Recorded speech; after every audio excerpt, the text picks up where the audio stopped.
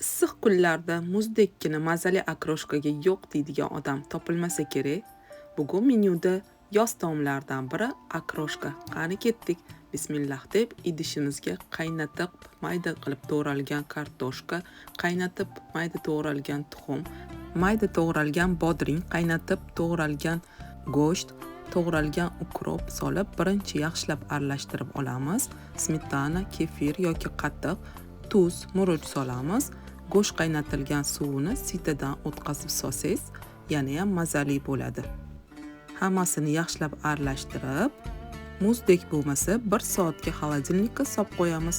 Mazasi bir-biriga o'tib, yana ham mazali bo'ladi.